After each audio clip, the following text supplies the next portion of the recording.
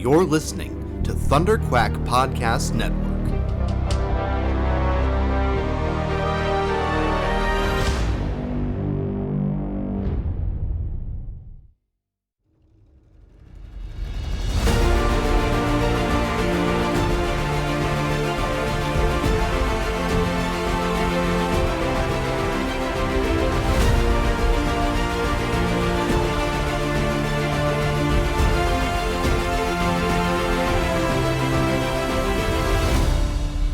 Hello and welcome back to ThunderQuack Perfect 10. I'm your host, Michael Cohen. Every episode, we dive deep with a special guest into a piece of pop culture they adore. What is a perfect 10? I'm glad you asked. A perfect 10 is a piece of pop culture media we love unconditionally. Is it objectively a 10 out of 10? Not necessarily. Probably definitely not on this one. But to our guest, it's a masterpiece. So sit back, get comfy, and let's find some joy talking the 1993 groundbreaking video game film adaptation, Super Mario Brothers, the movie with Mr. Nickel. Welcome back to the podcast. Thank you. It is a pleasure to be here talking about true moments in cinema history. I mean, like, listen, that is a true statement. What you Yep. just said, it is unequivocally true. It is Super Mario Bros. The movie, 1993, is a moment in cinema history for sure. Of all films ever made, this is inarguably one of them. Absolutely. Yes. I'm just like we will just come right out and say it. You have, I suppose, been April fooled, but really I like to think that the fools on April Fools, when you and I get together to talk about a movie, it's us. We are the April Fools, and then you guys just get to enjoy it. This boils down to the question of what is art. And I think to me, art is something that expresses an emotion or a thought that can't otherwise be articulated in normal means. It's the outpouring of worlds that didn't exist that you wanted to see exist. And in terms of impact to a cultural landscape, this film impacted. Not a fantastic impact, but we live in a different cinematic world as a result of the 1993 Super Mario Brothers movie. That is a fact. That is the reality we are living in. The way this movie went reshaped everything that followed it, because it was the first live action video game movie. Not counting The Wizard. But yes. Yeah. I mean, absolutely, right? This movie is a template. It is not the template, but it is definitely a template that I think becomes a bit of a cautionary tale of exactly what not to do when adapting something. And this is the wildest part of it for me, is that it really took a couple of decades for people to realize that was the case.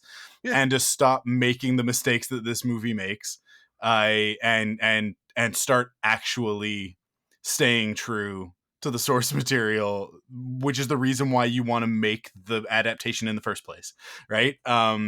Because I would say the beginning of that course correction, it is not a fully fledged course correction at that point, but the beginning of the ship turning is Resident Evil, right? In the, what is that, the early 2000s? It's like 2001. 2002 something like that for Resident Evil. 2002? But like, yeah. That's the art house horror, and I think horror really helped with that. Yeah.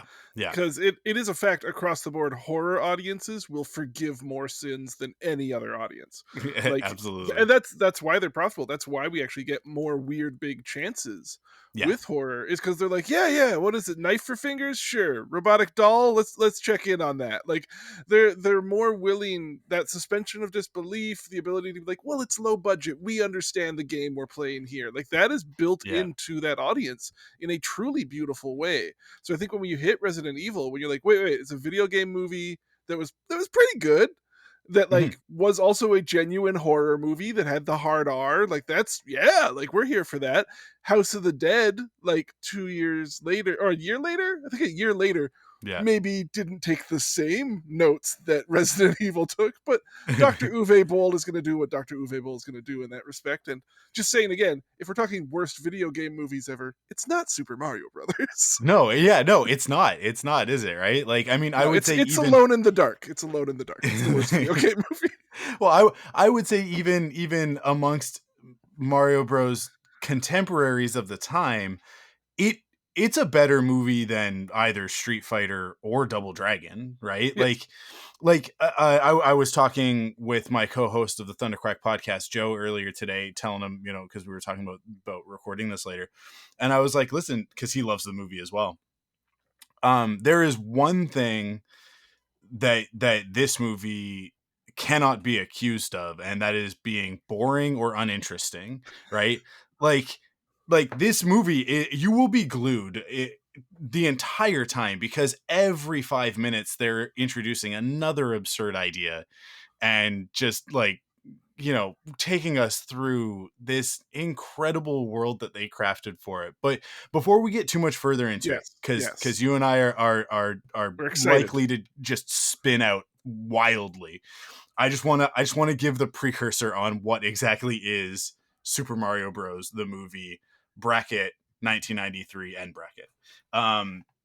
So here we go. What's in a name? Would a video game adaptation by any other name smell as sweet? Listen, is this the best possible film adaptation of the Super Mario Bros? No, it isn't. But it is something magical and special, and it deserves to be celebrated for its weirdness and its ambition. This 1993 feature film about two Italian-ish plumber brothers from Brooklyn, who get warped to an alternate dimension inhabited by evolved dinosaurs, blasted there by a meteorite 65 million years ago, is about as far from the source material as you can get while maintaining the pretense of an adaptation. Plagued by a troubled production, to say the least, peppered with absurdity you have to see to believe, and featuring an unbelievably star-studded cast, including Dennis Hopper, Bob Hoskins, John Leguizamo, and Lance Henriksen in a cameo that amounts to one line and about 3 seconds of screen time. Super Mario Bros. The movie is proof that it's a miracle any movie ever gets made. Love those plumbers. That's gotta It is line in there. the single line, I love those plumbers, the way that he just sort of morphs into the chair, and the as we talked about before we started recording, and I also talked about with Joe, it's just so iconic.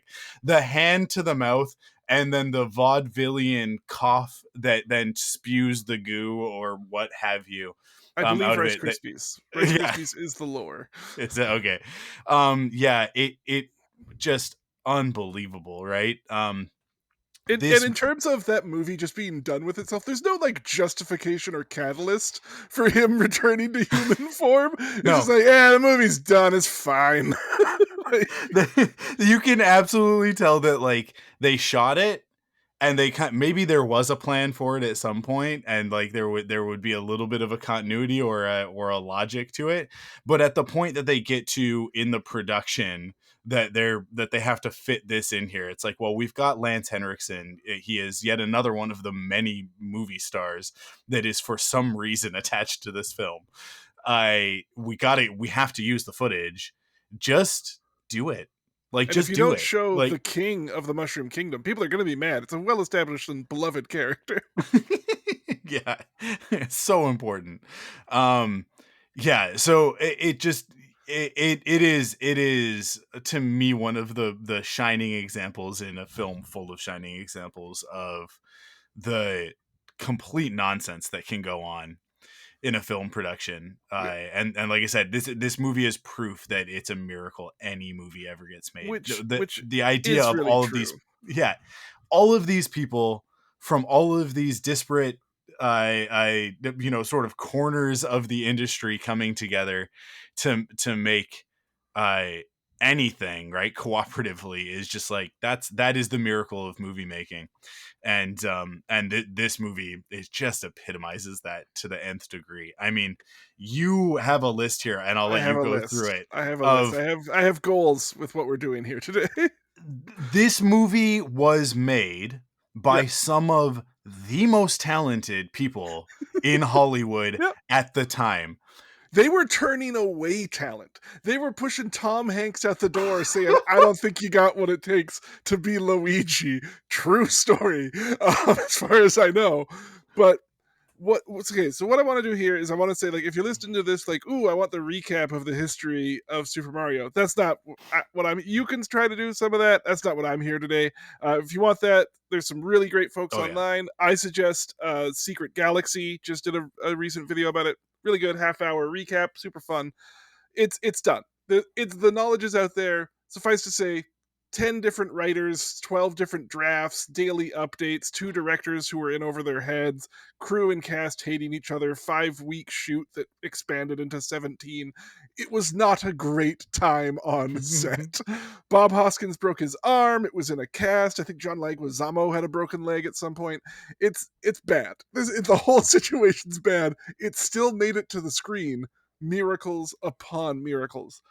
So a thing that I think gets ignored with this film is what you were just talking about, is like, so we got, like, you got Bob Hoskins, Oscar nominated, Dennis Hosper, 2 times Oscar nominated, Fisher Stevens won an Oscar for a documentary. Like, he's also did some stuff in Short Circuits we don't need to address directly in this podcast, but I think he's apologized. Anyways, but so you got all this talent. They're like, different amazing huge, like, Dennis Hoffman's coming by and be like, I'd like to be in the movie, and they're like, you don't have what it takes, kid. Like, they're trying to put this team together. But what's often overlooked is that, like, soup to nuts, the crew of this film is there's a legacy on the cement factory in North Connecticut that they're filming in, which was also, like, you've seen it before, it was the Foot Clan hideout in Ninja Turtles.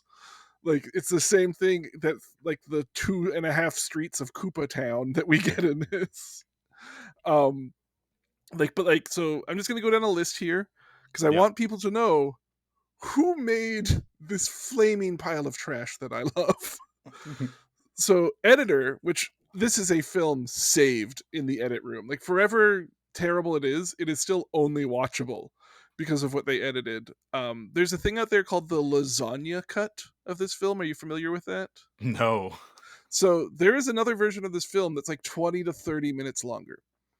I believe it's just called lasagna cut because, like, it's Mario, Italian food, that kind of thing. But I believe it's because, like, if you put a slice of lasagna on a slice of lasagna, it is still just one slice of lasagna. It just has more layers. And I've seen the lasagna cut, and I will say that, like, it adds or subtracts nothing from the film. Like, it's not better, it's not worse, it is just longer. There's just a couple more scenes I hadn't seen. There is a novelty to that, but it does not. So having a movie that you could cut a half hour from and be like, yeah, it's still fine, like, is a movie that wasn't doing great in the first place. For reference, please see Zack Snyder's Justice League. But okay, I'm gonna go on a tangent. This is important. I'm gonna get the Snyder fans after Stay you. focused. Stay No, focused. No, I'm getting the Snyder fans over you. This is important to me because this is a lesson that was taught to me by a high school art teacher. And I've said this to other people, and I'm going to say it here on the podcast.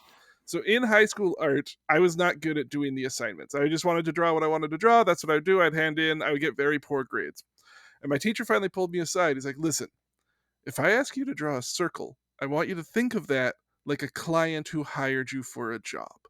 And I want a circle. That is your job, a circle. And if you hand back the Mona Lisa, as a teacher who wants to support your creative growth, I'll be like, that's amazing. You should go into art. And then I'm going to give you an F on your circle assignment because you didn't do the thing I asked for. I don't care how cool what you did was. And to me, Zack Snyder Justice League at 4 hours is the Mona Lisa instead of the circle, where it's like, my dude, you were supposed to make a feature-length film. You made a mini-series. We can't put that up.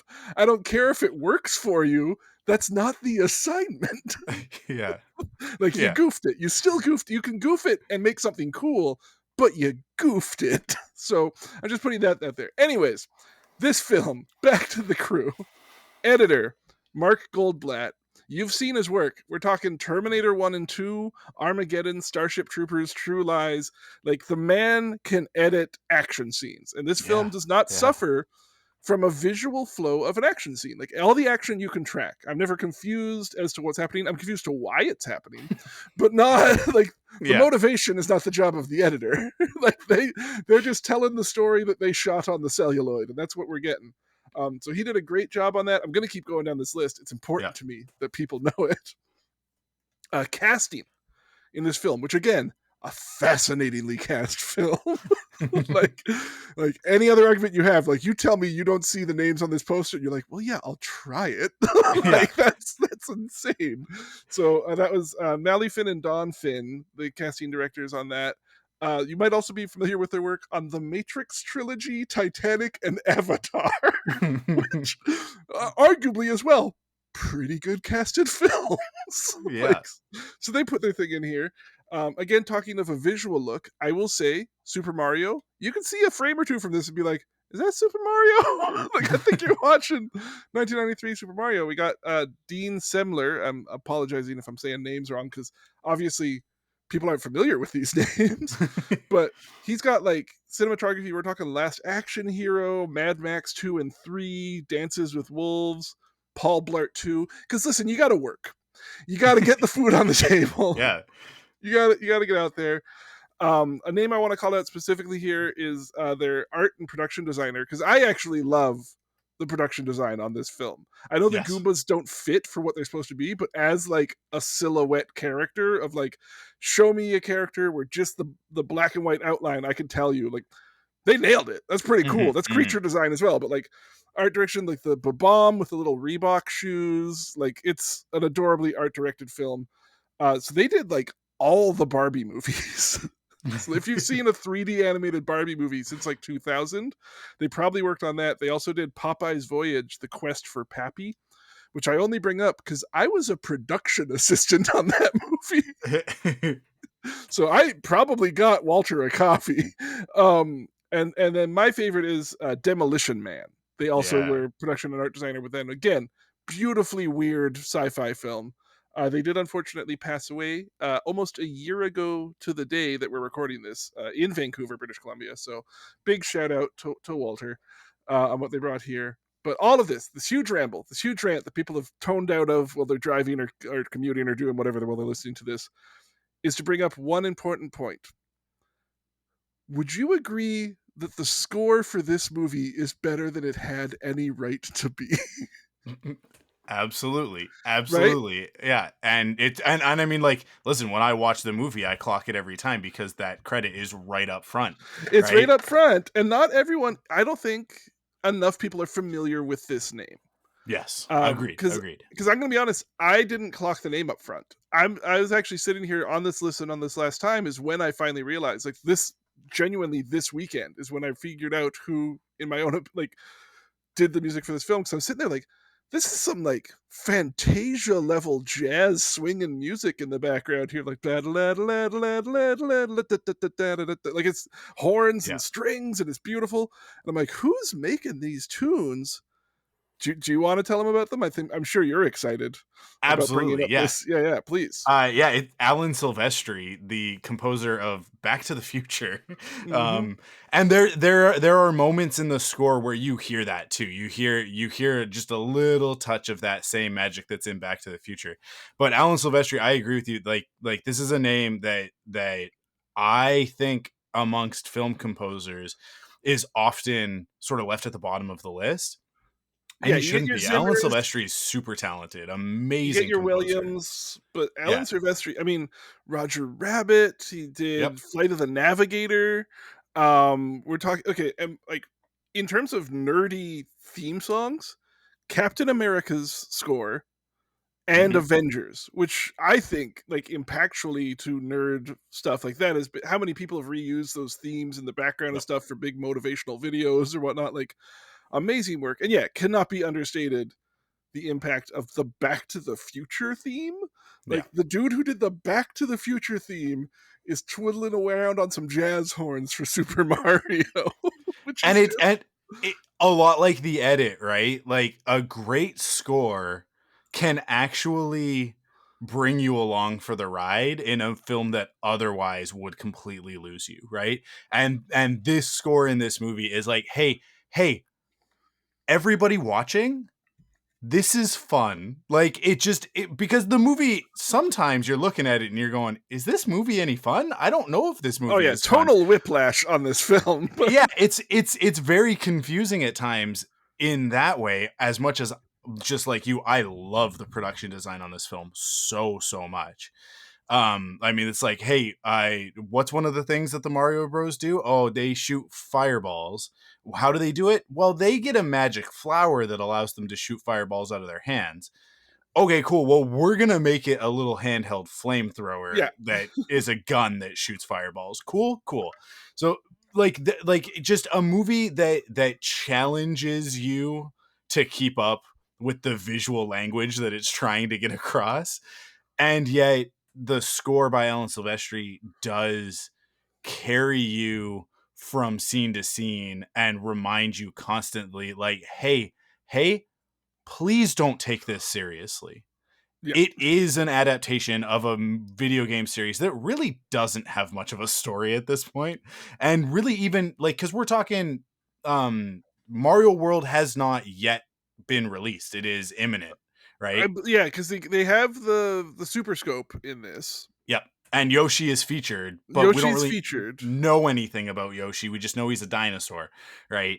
Um, so like, really, like, I would say that it's not even really until we get into like Super Mario RPG era that we start to give an actual story to some of these characters. Before that, I mean, Mario 3, the framing device in that is that it's not even real. Like, it's a, like, Stage play. for yeah, it's a stage play, right? Like, it's like this is all, these characters are performers and they're just putting on a show for Well, and you. Mario 2 was obviously a dream where at the end you fight a big frog. But Yeah. yeah. So, and eventually these characters go on to race go-karts and play golf and tennis with one another, and the world has become what it's become. And the fact that the new Super Mario Brothers movie, the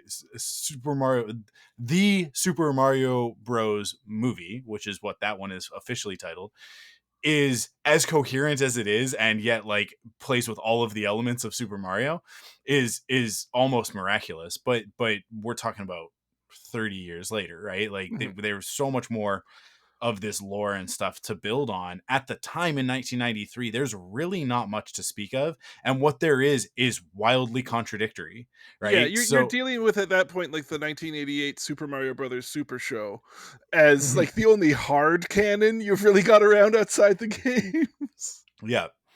And And yeah, like, unfortunately, we did not get Elvira or Inspector Gadget or a single Ghostbuster in this film, but that would have been nice. Shout out yeah. Captain Lou Albano, but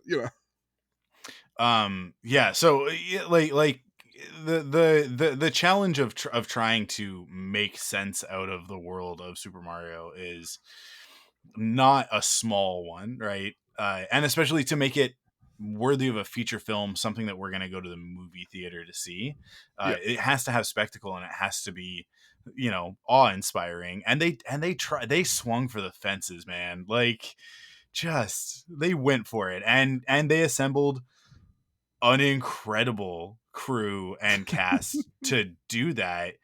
But yeah, some of those people that they shooed out the door, I just goes to show that you really can't predict anything in Hollywood. Yeah, And no, it's wild. Of just like I got a list here of just yeah, like people who were either offered it and turned it down, or like were considered. But yeah, like Keaton passed on Koopa, but his name was in the running. Kevin Costner passed on Koopa.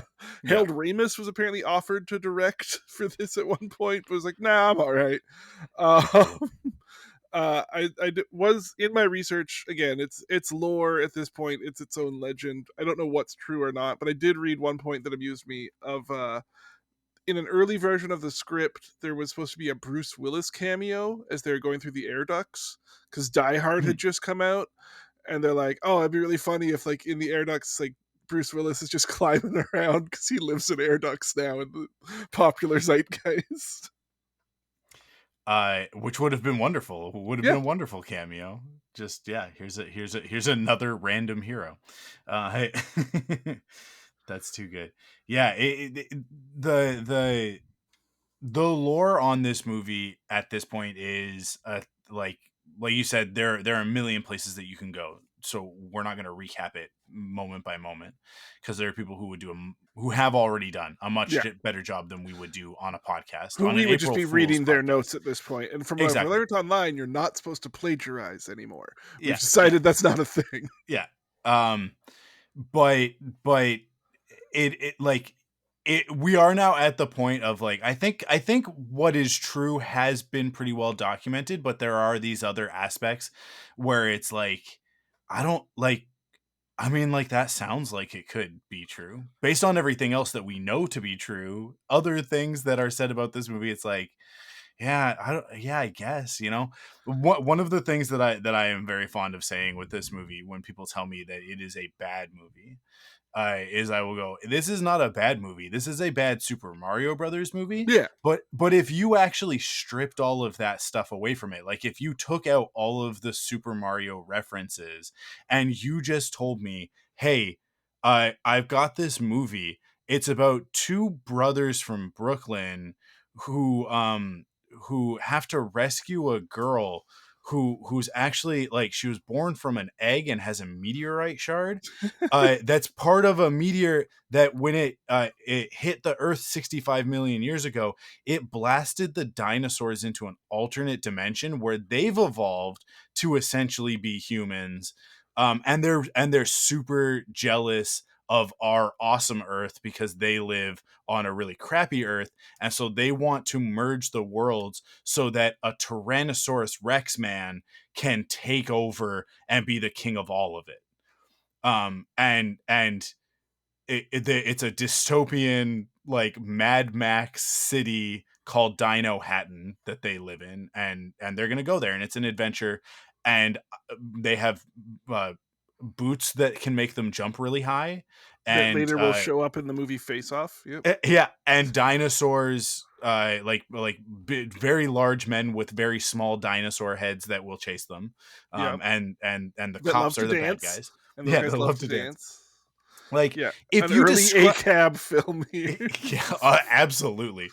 If you described this movie in literal terms and left out all of the Mario stuff, both 1993 8-year-old me as well as present day 38-year-old me are like, that's a movie that I am down for. When are we watching it? Like, let's go. And then you tell me everybody that's in it, and it's like, you tell me, like, the guy from Who Framed Roger Rabbit is gonna fight the grasshopper from A Bug's Life, and I that's the think that movie. was That's James Woods, actually, wasn't it? I think no, you were no, thinking, I was that no, not? Did Dennis Hopper play Hopper? That yeah, can't be yeah, yeah. right. I No, am I'm. pretty sure that that's correct, because James Wood is Hades. Yeah. Yeah, I no, I am. Is it James Woods? Oh my. That's No, we're both wrong, and it's so much worse. Who is it? Kevin Spacey. Is Hopper in A Bug's Life? Yeah. Wow. Okay. Well, I Yeah. guess just in my effort to We erase just, yeah, we fully Kevin erased that Spacey, man from our consciousness. I love that we were both way Ah, off, the and real see, this is why podcasts are important. Is because the yeah. precious gift of the real time. um who knew that the villain could be even worse than Some than we had imagined. Anyway. someone was shouting at their phone or device while we were doing that with the correct answer, and I don't know if it was better that we knew, but you know. In any case, you described this ridiculous movie to me, and I'm there. I'm sat, man. Let's revise what I had said before as the bad guy from Speed, right? Okay, there, I'll Dennis take the Hopper, bad bad I'll guy take from the bad Speed. guy from Speed. Yeah, That's yeah. fine. Um, And sorry, but while we're on resolving things we said earlier, I was incorrect. There is one deleted scene from the lasagna cut that is something that makes the movie better. They deleted the scene where at the end of the movie, after Koopa's turned into goo, they deliver the goo the pizza he ordered that they keep doing callbacks through the film.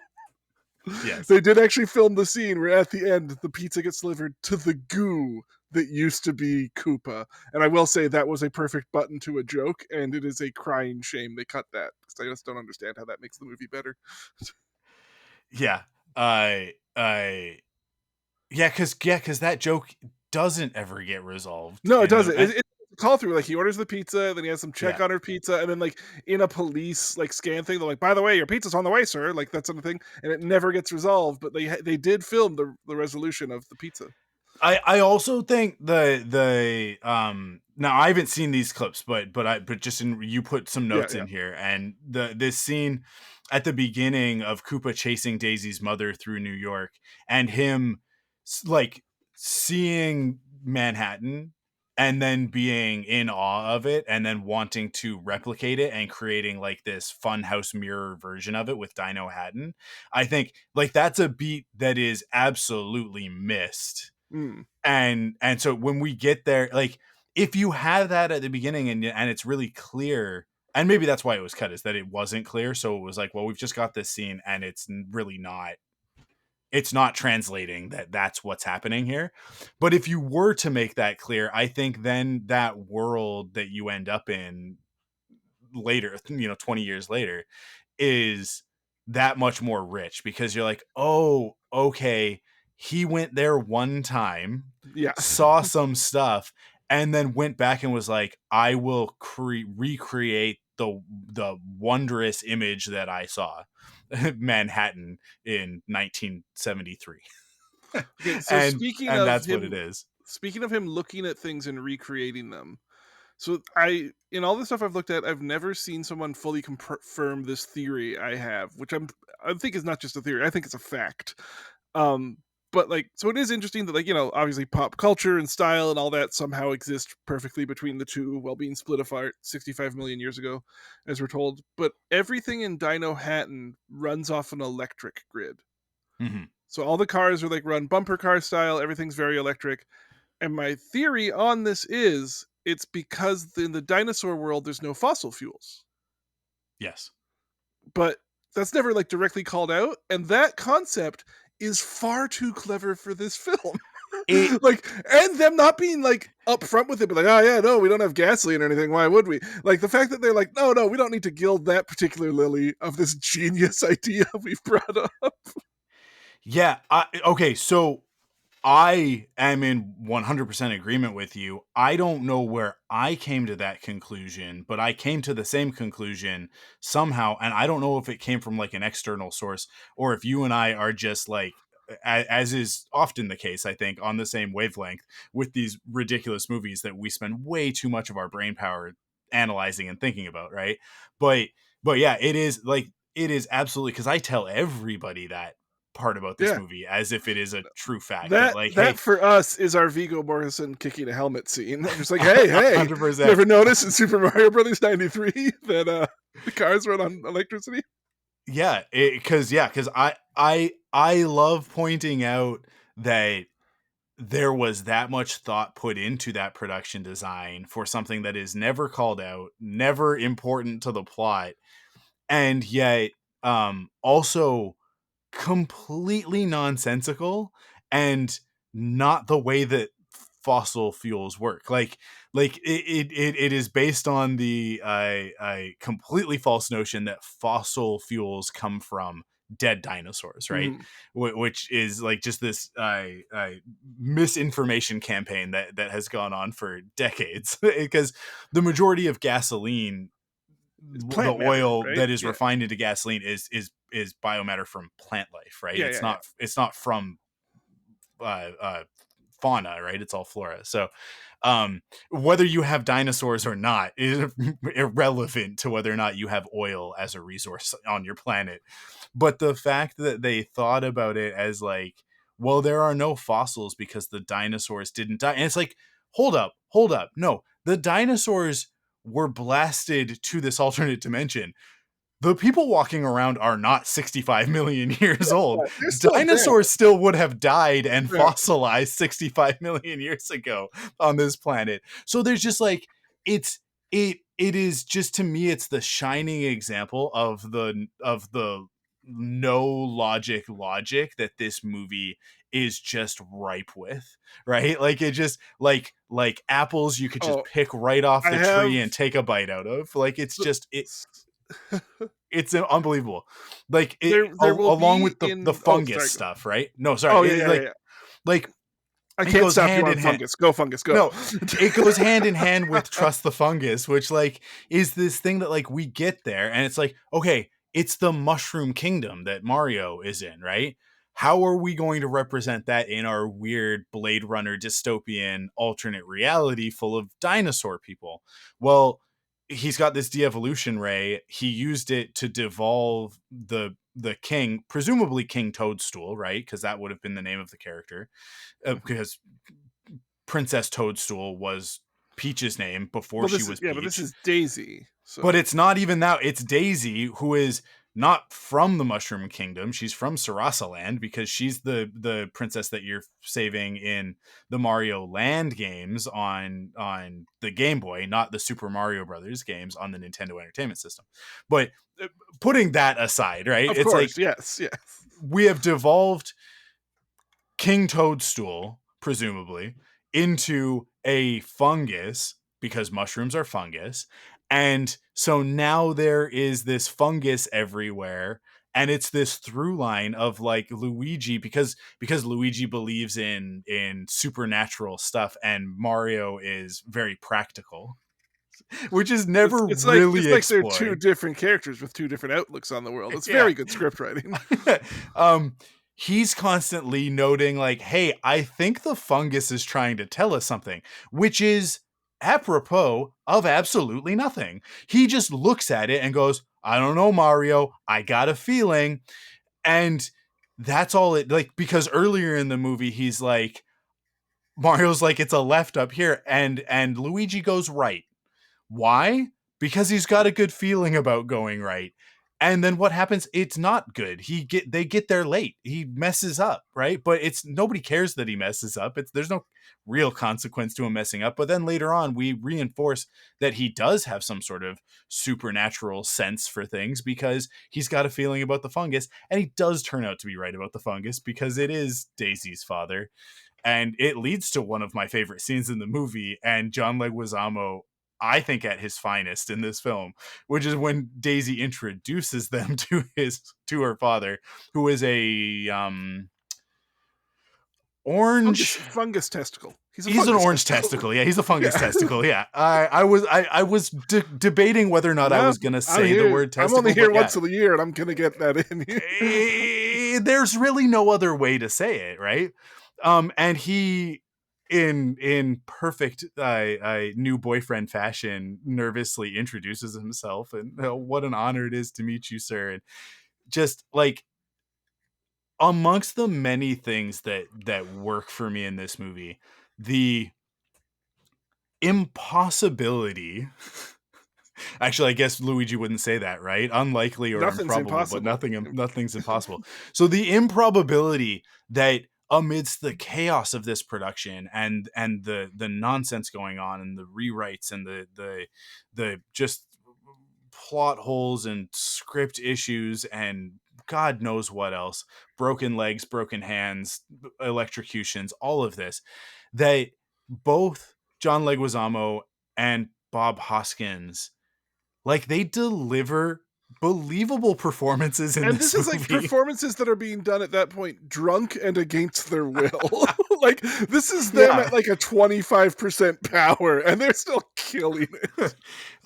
Yeah, like his the comedic timing on that scene and the earnestness of Luigi is just like, I honestly think something that persists to this day in that character that didn't exist prior to that. Luigi wasn't a different character from Mario before this movie. This movie actually like sort of put the two of them in roles that I think unintentionally got carried over into other things over time. And whether Miyamoto knows it or not, I think he was influenced by these characterizations, because it is after this movie that you start getting stories where like, okay, so like Luigi is a little bit different, right? And eventually that evolves into Luigi is more timid and not as But heroic he as also Mario and that believes in sort of the thing. paranormal enough to carry a vacuum cleaner around and kill ghosts. There, So, like, exactly, right? Um, yeah, so like I think despite their best intentions, Nintendo as a company were influenced by this film. oh, I mean, again, so speaking of why it's a 10 out of 10 out of the impact it has, there Yeah, are two live action Nintendo films. There's this one and Detective Mario, or it's Detective Pikachu. yeah, That's it. That's the two. And they learned their lessons. They're like, hey, like we got to look at this. Like they learned their lesson that they can release an animated Pokemon movie once a year, every year. Like that's fine. It's yeah. direct to video at this point, but like they're still pumping those out. But like they saw this movie come out and that changed every plan they had. This is why we didn't have an early 2000s Metroid or Zelda movie. This is why, like, you know, there's not the Marvel universe of backlog of Nintendo films that there was for other stuff, because they saw this one movie go down and they're like, you know what? Let's not ever risk that again. And I can't swear to that back and forth on what that being in the boardroom, but I think that's the feeling of this was their first go out Mhm. the gate. It was such a terrible experience that they're like, hey, we just can't trust that a North American audience is going to be able to translate the fun and excitement of these stories into live action. Which is a shame. It's a shame that we didn't get more opportunities to try and fail quite as gloriously. Can you imagine the cast on a like 1997 Zelda? Oh, I mean, yeah, I mean, you're talking about the same era of like Dragonheart, right? So that's the quality level that we're looking at here. It would be a take Dragonheart and then just translate that into Legend of Zelda. That's what we're talking about, right? And yeah, it would have been Hold on, great. I'm checking the 1997 Oscars Yeah, to see, because obviously we're only doing Oscar winners. Um, so we would have had a chance here. Let's see here. Oh, obviously you would have had some Tom Cruise in there. yeah, of Maybe some course. Jeffrey Rush or Ray Fiennes. Um, you're gonna get some Frances McDormand as Zelda. Yeah. Yeah.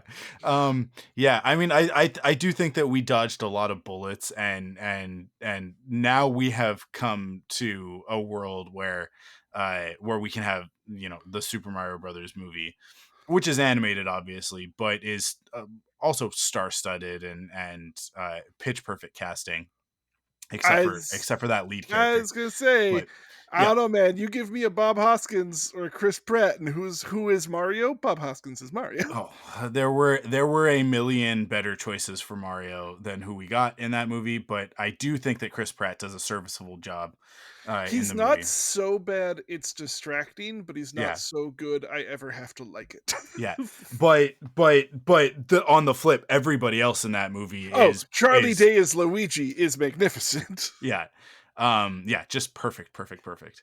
So and I mean, Seth Rogen as Donkey Kong is like inspired casting as far as I'm concerned. Mhm, Jack mhm. Black, really, you can just put in any role, but getting Jack Black to do what he did for Bowser is just that's exactly it, right? But Speaking the of, for that yeah, movie, early draft of this, because again, like 20 different drafts of this film. Early draft of this film had a Princess Hildy for unknown reasons, yeah. and then Bowser was going to marry her to obtain an invincibility crown. So I'm not saying that they cribbed any notes from early drafts of this to make the animated Super Mario, but there's some marriage ideas that maybe got Okay, so direct. you're not saying it, but I am, because in watching this movie yesterday in prep for this episode, and having very recently watched the Super Mario Brothers movie, because my kids love it, and it was movie night at their school, and we watched it on a very small big screen in the gymnasium with a bunch of screaming kids. The perfect way to watch any movie. Mhm. I The similarity in the first act of Mario Brothers 93 and the Super Mario Brothers movie, as well as the final act, are shockingly similar. Shockingly similar, because we start in Brooklyn, and the bros are having some trouble with their plumbing business, Rival crews out there making some noise for him. Yeah, but a plumbing emergency arises, and this is the opportunity for Mario and Luigi Mario to really make a name for themselves. So that's what they're going to do. And through ridiculous circumstances, they end up warping through a ridiculous CGI nonsense fest of holographic images into another world that is difficult to comprehend at first. Like that, they are the same movie for the first half an hour. Yep. And then the last half an hour involves Koopa and the Mario Bros kind of transported into the real world. The world's crossing over. Everybody in Manhattan and Brooklyn seeing Koopa and learning that the Mario Bros saved the world from his threat. Right? The movies end the same way with like, hey, you know what I'm calling them? I'm calling them the Super Mario Bros. Right? Both movies do the same joke. Which also, outside of knowing the title Super Mario Bros, that's a bonkers thing to do. That'd be like me be like, yeah, this guy Phil saved me. If you ask me, his name is Pretty Great Phil. Like it's just like, okay, Yeah. cool. I'm glad Yeah. for that. Like you said that like it was important somehow. Yeah. Hey, that thing you closed your newscast with, did that exist before? Because you said it like the audience is supposed to understand why you called them the Super Mario Brothers. But okay, you know what? Don't worry about it.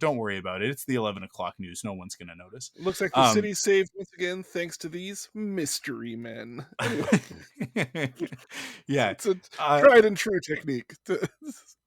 So I do think I there, like the fact that we get the Mario Brothers Super Show theme song in the new movie as which well. chef kiss, so good. Yeah, they pulled inspiration from everything, which is the reason why that movie is an actual perfect 10.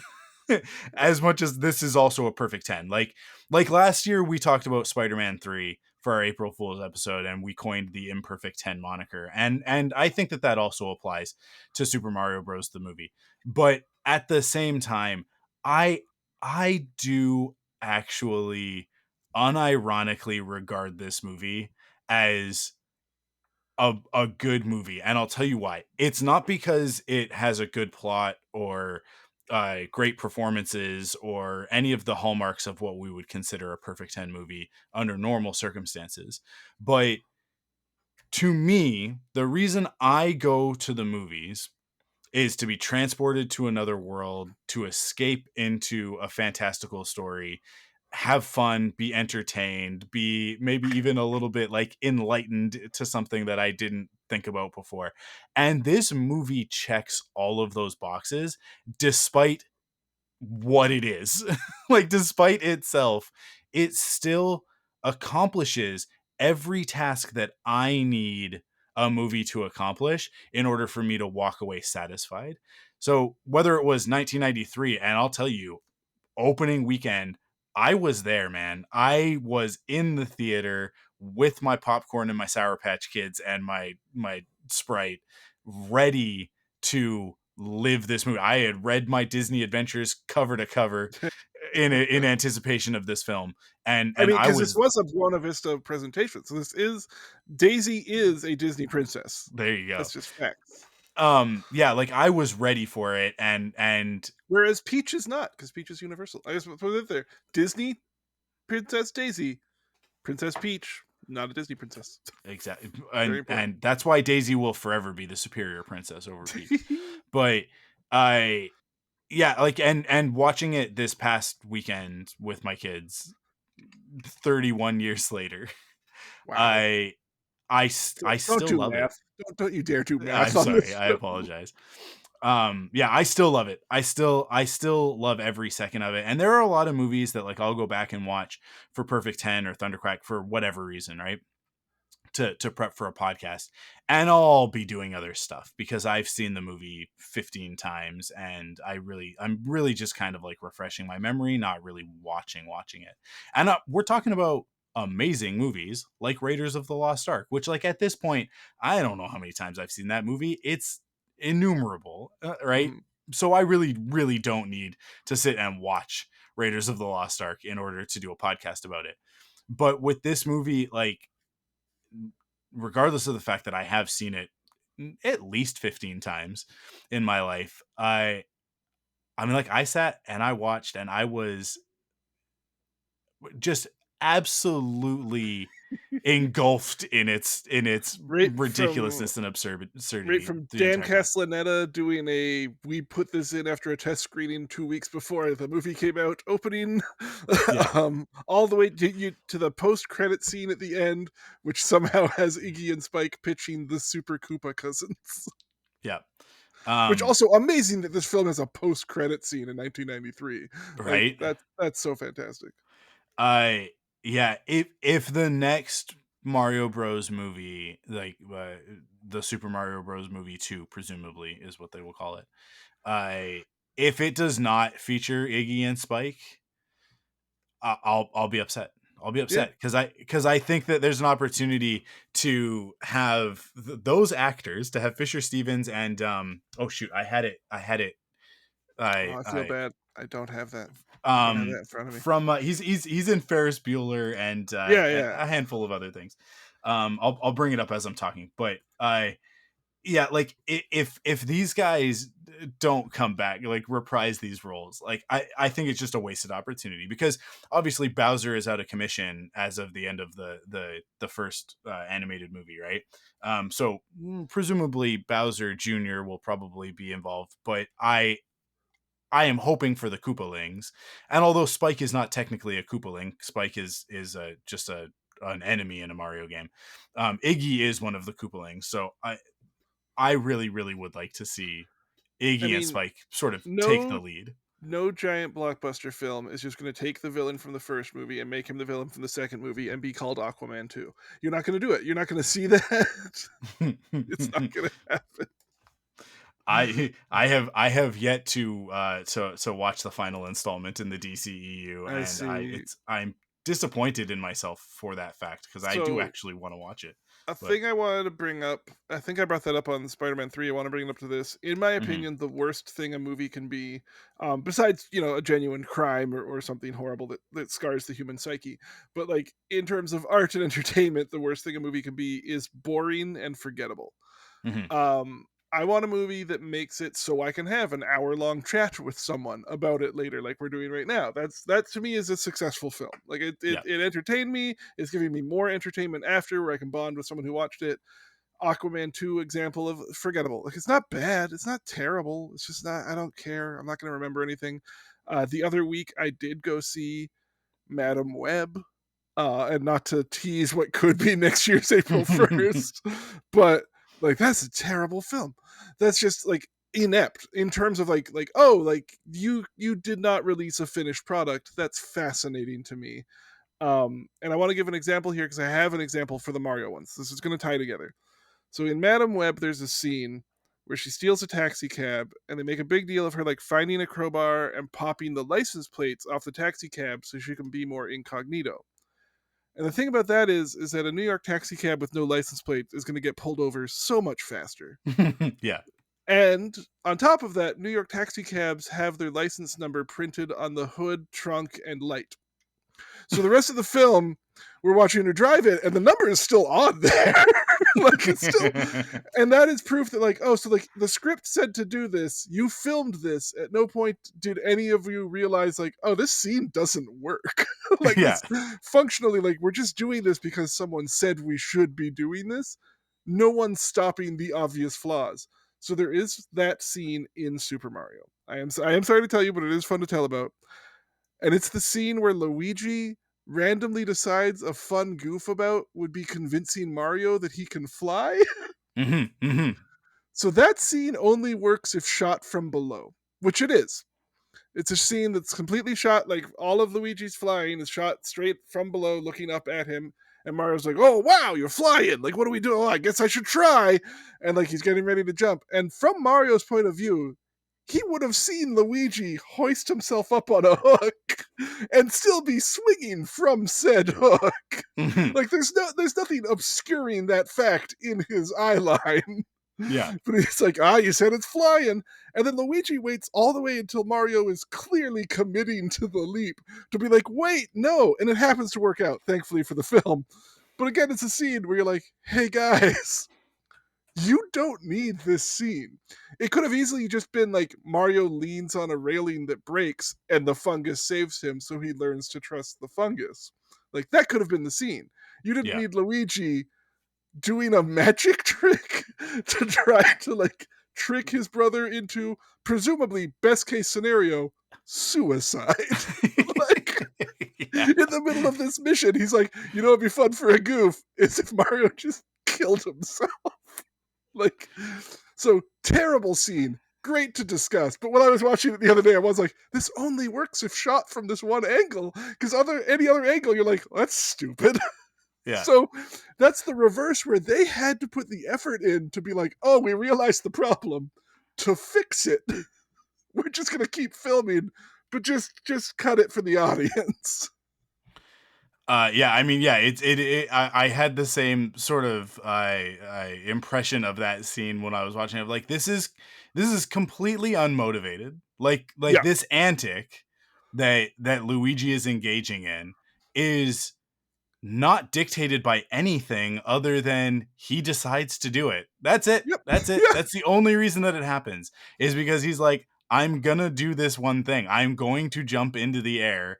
And it's like there's no supporting logic for why he is like why Mario would believe that he's flying in the first place. Like it, there's no reference to anything in the Super Mario lore that we're playing at here. It is just a moment so that exactly what you're saying, like Mario can fall and the fungus turns into a trampoline, but that could have been they have been in a million precarious situations at this point in the Yeah, film that easily could already. have been solved by mushroom solved it. Like, And they already were saved by the fungus, right? yeah, Like the car was already saved from crashing into the desert by the fungus.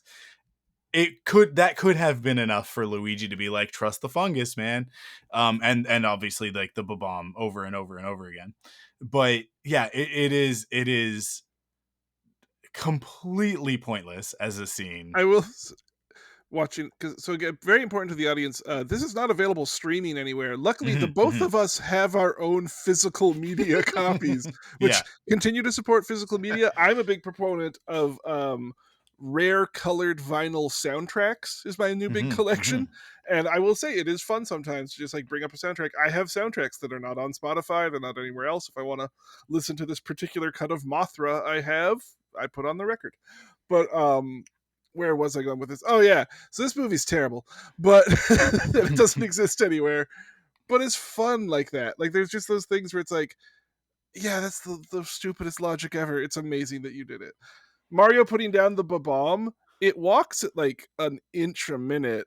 And he Yeah. doesn't back up whatsoever, despite everyone around him being like, that's a huge explosive device. And he's like, oh man, I really hope it speeds up because the fuse is lit and it's right next to me. Yeah, Like, yeah. you'd think he would have wound it and thrown it, but no, he saw it had little feet, and Mario respects the goal that this little thing's got in mind. And he's like, no, if you're gonna walk, my guy. Like, here you go. And it all works out. It It all all works works out out because he trusts the because fungus. yeah, despite everything else counting against it, just like this movie, it's gonna be fine. Everything's gonna be fine, and that to me, I think, is the biggest takeaway from this movie. Is And it pulling a every once full in a while, on you just relax. It's gonna be fine. Just make your relax. movie. It's gonna be fine. And if you don't know how to get out of your film, remember that you have seen Back to the Future and you have the composer, so you are legally allowed to make a there's a bigger adventure coming ending that you have no intent of making good on. Yes, which I referenced in my Mario Day art tribute this year because I just that false promise of a sequel Yeah. is just one you're never gonna believe it, and I guess we won't, because it never They did happens. make a comic. One of the many writers did actually make a comic of what his version of the sequel would have been. Oh yeah, that's Yeah, fantastic. yeah. Um, And then it just well, hard cuts to the song "Almost Unreal" by Roxette, yeah, that in no way thematically fits with the film. but is Besides, you use the word unreal. You're like, yeah, it's a yeah, surreal thing, but like, this is a love ballad. What is happening? and it is like the lead track on the soundtrack, Yeah, which also includes a cover of Walk the Dinosaur. of Um, that was my introduction to that song, and I do love yeah, that song. yeah, yeah. Yeah, I mean, it. Some people would say that it's the best version, but maybe that's up for debate. I don't know. There's a lot of people that are actually worried about which version of Walk the Dinosaur is the best version, but I've listened Well, to it a lot lately, I also like to and think and I that think it is the best one. Dino Hatton independently made their own version of "Love Is the Drug," because that Yeah, was also playing right before that, and they're just like, I don't know. We also just happened to think that song up. It just worked out. yeah. I mean, parallel thought, right? I mean, it's widely accepted. It's a common thing that happens. Oh, Um, I forgot one other note. It wasn't in my notes here, but there was a rumor that Tom Waits was also up for the part of Toad, which is a magnificent alternate universe we're not in right now. Uh, I mean, that is one addition that would have made the movie Not, exponentially no better. offense to Mojo Nixon, who does do a No, fine job with it, but yeah, absolutely. Tom Waits. I mean, like that. You can see it right in the role and the way that it was written. That like Tom Waits would have been a very different choice from what we ended up with, which is this very sort of like antic and manic character in Toad. But if it would have been a little bit more of like that, like subdued, like super cool Tom Waits attitude, that it would have translated into something very different. But I think something really special. So that's a shame. yeah. That's tragic. Okay, But there's I've so got to many think. movies in this. I gotta think that asking this is popping it on you, so I want the audience Yeah. aware that you have not had time to prep for this, and I'm only doing this because I thought of a clever answer. Okay. 'Cause obviously, Bob Hoskins, John Leguizamo, picture perfect, can't do it any better. Those are locked in. If you had to recast Koopa, who would you go with? And I can tell you mine while you think of yours if you want. Yeah, I'll just note that like it's very difficult because It's so uh locked in. well and they also like we know who the alternatives were, Yeah, yeah. and one of them is like, as like I think Dennis Hopper tries Yeah, real hard. I love that he is doing a Trump before it was, like, the Yep, huge thing to dunk on him that hard. absolutely, and that's exactly what the character is, right? Yeah. I think that Schwarzenegger would have been a really It would really have been great an interesting, inspired choice. fascinating choice. um I and had it ended up being Keaton, oh boy, Whoa. I can't. He would have made a meal. He would have made a whole six-course Exactly. meal of that. And that's the thing, is that like I don't know what his performance would have been as this character, but I do know that it would have Been blown us unhinged. away, Yeah. right? It like it because Keaton is a guy who can do Bruce Wayne slash Batman, but he can also do Beetlejuice, and then he can also do the guy Multiplicity, he can that do like himself invented 4 times. McDonald's, right? Yeah, yep. Like he's Michael Keaton is maybe, and we're not there anymore because people have kind of woken up to it. But I think, because I'll go back to Mr. Mom, which is such a good movie, and he carries the hell out of that movie. He is such an unsung hero in Hollywood, and had like a period where he just really wasn't in anything. And you can say whatever you want to say about Multiplicity, and maybe that is another imperfect 10 April Fool's episode, because people don't regard it as a great film. I think he's really good in it. My friends and I quote Multiplicity more than anyone would expect Multiplicity to be quoted. I mean, "See ya, Steve" is one of my favorite quotes of all time. I have It's right there, and I yet love it to so wrap much. something in tinfoil and not mumble to myself, and you gotta get out the air, because air is what? The enemy. That's right. And just, Yeah. like, fold it over the tinfoil for that. Uh, I was yeah. mine for it, and I just want you to run some of the lines in your head, is it Werner Herzog. Was never in the running, never a rumor of Werner Herzog in that, but just in Yeah. my head, what, like, "You know what I like about mud? it's clean and dirty at the same time. Like, I just want that so much. Yeah, yeah. I mean, yeah, an inspired choice. Thank you. I think great.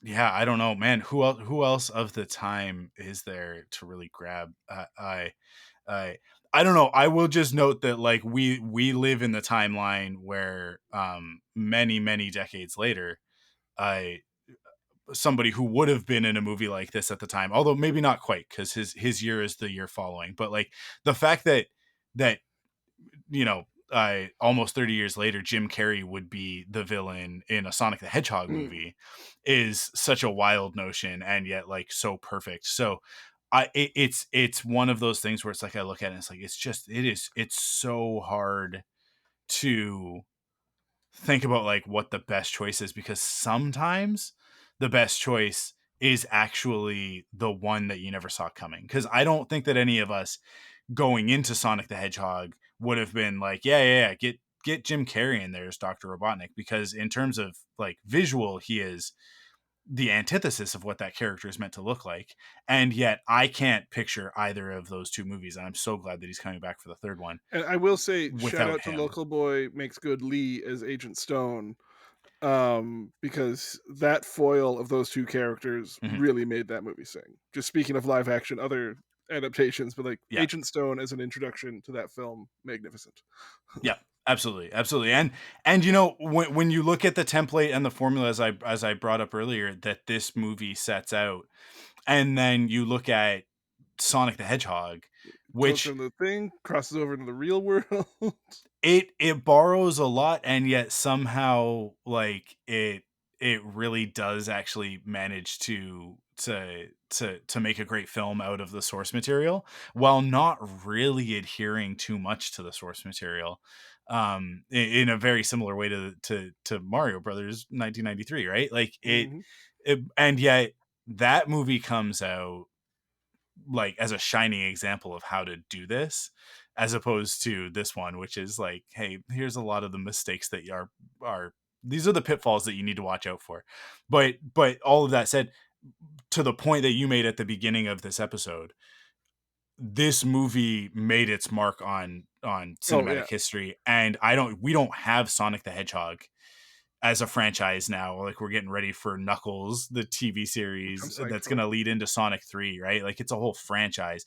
It doesn't exist if this movie doesn't do exactly what this movie did in 1993, because Sonic was like right there and it would have been next, right? Like Sega was just like looking at it and waiting. They had their Saturday morning cartoon as well and they were primed for the whole thing.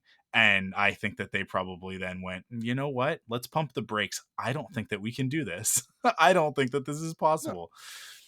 but And I'm yeah, glad that they waited. I mean, so And obviously what we've done here was a plotless, directionless romp of madness, which I think mhm, is the perfect homage to the source material of Mario. But if anything I can do as a takeaway, my biggest takeaway from this is one, Alan Silvestri is one of the most talented composers amongst all of sci-fi and nerddom. mhm, And two, Super Mario Brothers is not the worst video game movie. In fact, if you go over and search like live action video game movies, and obviously Rotten Tomatoes can be hit and miss at times, but there's like a good 20 films below the 1993 Super Mario movie. And I will say, out of terms of like companies learning lessons, the company that has learned the least lessons is Capcom. Like they yes, have Capcom is just an unstoppable force of like, what are the reviews? I could care less. Did it make money? Yeah, make the next one. Like yeah. they don't care, and it's amazing. My God, I tried. You said earlier, and I totally agree with you. Like the worst thing that a movie can be is boring or forgettable. Um, I got all of 10 minutes into Monster Hunter and Okay. turned it off I've because seen I it. was I can't like, tell you anything about it, but I saw it. you could just tell 10 minutes in this isn't going to get any better. Like there's no, this isn't building towards anything. The movie's going to be this dull and boring all the way throughout. I'm done. I'm out. I can spend my time doing literally anything other than watching this movie, and I am going to do that. I am going. I don't know what movie I ended up watching. instead, but I can tell you that whatever it was infinitely better than that experience would have been. So yeah, I as opposed to the experience that I had last night watching this movie for what must have been at least the 15th time and having just a wonderful time all throughout. I mean, I think I annoyed the hell out of my wife, who was just trying to crochet her little lion thing Right. that she's making next to me, because every 5 minutes I was turning to her going, I love this movie so much. I love it so much. Like, hey, you see this thing on screen? I love that thing. You see that thing on screen? I love that also. And it's just like the whole movie for 2 hours is just me going like, I think that these are just some of the best ideas that have ever been put into a film. None of them work. None of them work. And they are all like, some of them are contradictory to one another, and it's all just a totally jumbled mess. And yet, like, man, he turns into a dinosaur at the end, and then they turn him into goo, and he just slimes, and it just, the one guy gets turned into a monkey, and we all laugh at it, and like they And don't that's gotta be fix like it. one of the last times they used a live chimp in film too. So Yeah.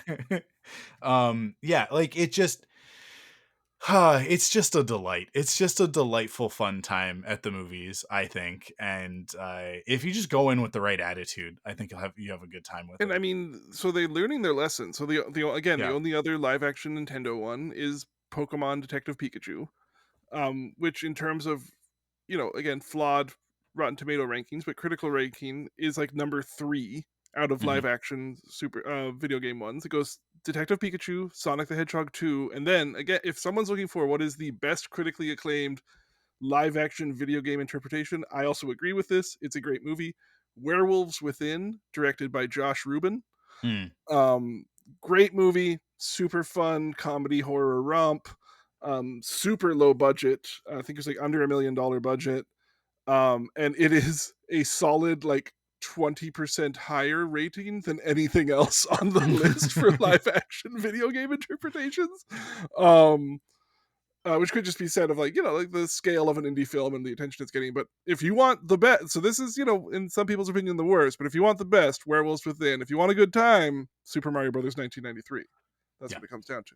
And while absolutely. I mentioned Alison Silvestri earlier, I'm going to be remiss if I don't bring this up because it's been on my mind the whole time once I realized the composer and started putting stuff together. My favorite movie where the Alan Silvestri soundtrack is like a character, because obviously Back to the Future, iconic, always going to be one of the best, like just even short scores. Like that's up there with anything of like Jurassic Park, Star Wars, take your pick. The little Oh yeah. sting for Back to the Future is up there. But the movie Mouse Hunt from 1997. It stars Nathan Lane and Lee Evans. It's about brothers trying to kill a singular mouse in their father's old decrepit house. But it's almost a silent film comedy. It's all slapstick. It's all just like Rube Goldbergian mishaps and stuff like that. Christopher Walken, I think, is an exterminator that gets driven insane at one point. But that whole thing is carried by an extra character that is the Alan Silvestri jazz score. And because a lot of the scenes is just a mouse running around traps and having fun with that, and it is so magnificent. And if you've never seen Mouse Hunt, I could not more highly recommend it if you really want just like something of a composer having the most fun I've seen a composer have in a film. Yeah. So just putting that out there. I see. I'm giving you guys good suggestions too in this 10 out of 10. Yeah. Yeah. I absolutely. Yeah, I mean, Mouse Hunt is one of those movies that I think is like underlooked or overlooked, underrated, overlooked, for sure. But yeah, when you look at Alan Silvestri's credits, it's just like It's wild. it's crazy. And there like And there that man are loves him some horns. That man loves the oh, horn section. there are great movies in here, and there are awful movies in here, and then there's Van Helsing, And which then I there's really don't Fern know how to Gully. categorize Van Yeah. Helsing, because is it a bad movie? Is it a good movie? I don't know. But that Well, it's scene Van when the Helsing and The Mummy Returns, was obviously the same director being like, "Oh, hey, you're doing a good job," like bring him on the other one. But yeah um, yeah, no, I respect that's a work. You could look at his IMDb, and you're like, that's a guy who works. He gets a job, and he's like, yeah, I'm gonna do the like whatever else about this movie. My score is not going to be a thing where people say it was lackluster. Like that's like anything else about this film, movie's good or bad, don't care. The score is going to rock the place. So I mean, like yeah, like Alan Silvestri, Father of the Bride 1 and 2. you know, Yeah. uh, And then which Predator. You're just like, yeah, throw it yeah, all and then in. What do you Predator, got? and then Predator, and Sergeant Bilko, followed up by Eraser, followed up by The Long Kiss Goodnight. Like this is a man who What a works. career. Yeah. He gets the job done, no matter what the job is. It's sometimes the work is Academy Award nominated, and sometimes the work is Super Mario Brothers, the movie. Yeah. And like And you if he just is not just like one imagines that between the Avengers and the Captain America theme song, one hopes that he never has to work another day in his life if he doesn't want to.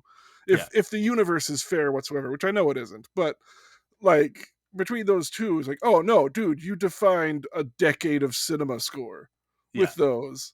And he's still just like, hey, yeah, take some other gigs while I'm here, do whatever. Yeah, no, I mean, like the greats do it for the love of the game, right? Like John Williams is I'm retiring, and then they're like, well, we're gonna make another Star Wars movie. He's like, I'm unretiring, right? It's like he just they can't help themselves because they do it because they must. They are compelled. It is similar to why I think you and I have to do podcasts like this. We are compelled to share this lunacy with the internet, It and was required that we talk about this film for almost the exact runtime of the film. exactly. Exactly. Uh but I mean, like, I think we did it. I think we covered everything that I wanted to cover. Did we cover I everything I you th want to cover? I think I got there. I mentioned Madam Web, Yeah. which oh my god, there's a supercut on TikTok right now of all the ADR on the lead villain. Again, just like so we live in a hyperbolic world. As this is a point I'm gonna land the plane on this point for myself. Okay. We live in a deeply hyperbolic world where every movie you see is either the best thing you've seen or the worst thing you've seen. And I do hate that. I think there needs to be room for a movie to be okay. I think it'd be if every movie moved you and changed your life, that'd be amazing. But I think there's room for a movie that filled your afternoon in a way that wasn't Yeah. awful. You had some fun, and particularly movies where you can have a chat like this after. That's, Yeah. in my opinion, the best thing. Ain't But nothing to wrong have with a 7 out of 10, right? ain't nothing There's wrong, ain't nothing nothing nothing wrong. wrong with it. Yeah. In the words of me trying to get my English literature degree, C's get degrees. But but like we live in that thing where it's like it's the best thing, it's the worst thing, and I think people calling stuff the worst thing deprives them of joy. It takes away the ability to find little gems like this where yeah, it's deeply flawed. There's so many mistakes. There's so much wrong with this film. The people making it weren't having a great time. The end result is a hot mess. Damn, it's fun to watch. And to like deny yourself that joy of like, this yeah, this is not a fine mixed cocktail at the top bar in New York. This is a 7-Eleven Slurpee. But sometimes it's a hot day out and goddamn it, have the Slurpee. Like Yeah. come on. So that's what I Yeah. want to say is for people to take more chances, particularly if you have a group of people with you that are down for it and watch some of the trash, enjoy some of the garbage. Because you're gonna find some gems in there. You're gonna find in jokes. You're gonna get a little something that feels like it was for you. Because I don't know who else it was for, if not the people willing to put up with it. So that's my Yeah. takeaway: is let some garbage slip through. You'll have a good time. I think just a double bill of The Wizard followed by Super Mario Bros. The movie is a really great way to spend an afternoon / evening with some people that you like to laugh with. Um, and like I said earlier, like this is what I'm here for. That's what I'm doing the podcast and watching movies and enjoying media in general for, right? Like, and we can make that choice when we go into something. This is the Qui-Gon quote from the Phantom Menace. Your focus determines your reality, right? And those are words that I live by probably more than any other quote that I live by for Star Wars. Because I do really believe that what you bring into it is what you're going to get out of it. If you go into a movie like this, or let's say Madam Web, or what have you, Morbius, I mean, we've got a third Venom movie coming out later this year. I love the Venom movies.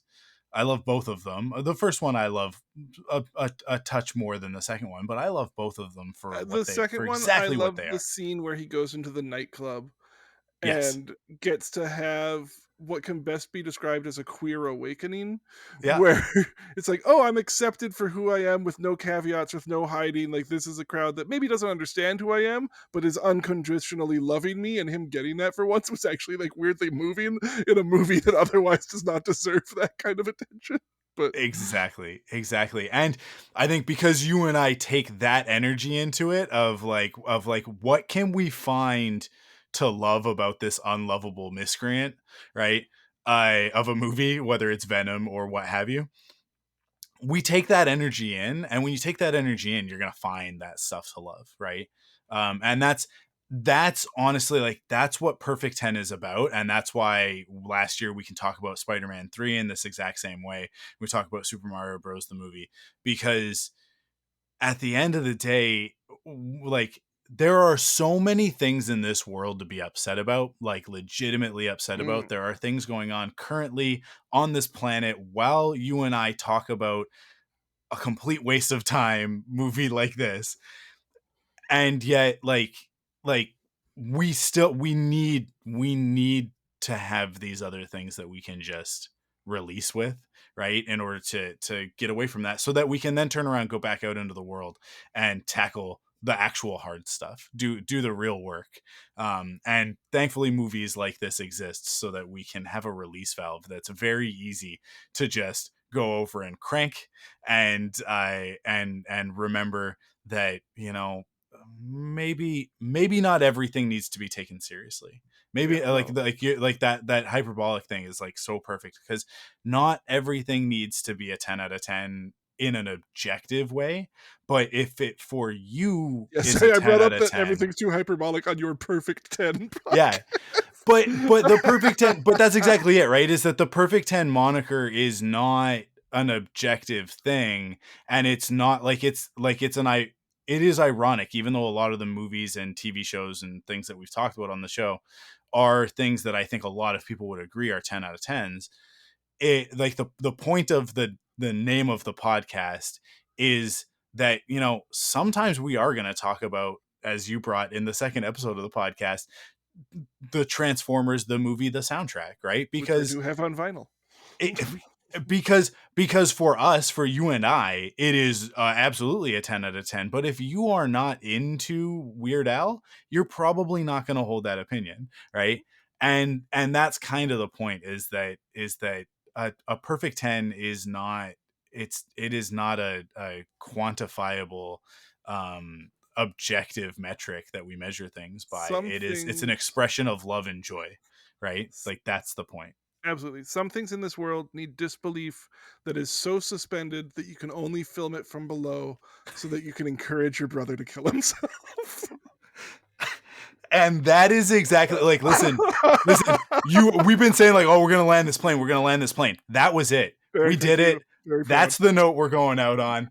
Thank you so much, Mr. Nickel, for joining me on this episode. I am so overjoyed that we could do this 2 years in a row, and we're gonna keep doing this until someone stops us.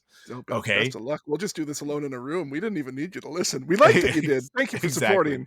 Tell your Exactly. friends, but Yeah, and like I said this on another podcast earlier today, and it's going to become my catchphrase on these podcasts. It's we did this to you and for you, and we're going to keep doing it. That's not a promise, okay? That's a threat. yeah. No one can stop me. I'm going to keep making podcasts and doing exactly what we did here tonight until someone makes me stop. And I don't think it's possible. I don't think anybody has the fortitude or the will to do it. So on that note, I hope everybody has a wonderful April Fools and enjoyed this podcast. Thank you for listening to ThunderQuack Perfect 10. If you found joy in today's discussion, be sure to subscribe on your favorite podcast service and leave a rating and review. You want to chat about today's episode, head over to our Discord at thunderquack.com/Discord and join in. We have an awesome community over there. Mr. Nickel, do you have anything you'd like to plug anywhere that you'd like to send people? No, I think you're fine. You can find me if you want to find me. You know where I Yeah. am. Just the Google works. But I would like to end this by quoting a great poet Okay. who once said, "Open the door, get on the floor, everybody walk the dinosaur. Boom, boom, aka laka laka boom. Wise words and the perfect way to close it. Until next time, remember, it's not about the score, it's about the love. Stay geeky, everyone. ThunderQuack Perfect 10 is hosted by me, Michael Cohn. Follow us on Twitter at ThunderQuackPod, on Instagram at ThunderQuackPodcast, on Facebook at ThunderQuack, and join us on Discord at thunderquack.com/Discord. Support the podcast by heading to patreon.com/ThunderQuack to get early access, bonus episodes, and the ThunderQuack Perfect 10 pop quiz. ThunderQuack Perfect 10 is part of the ThunderQuack Podcast Network. Thanks for listening.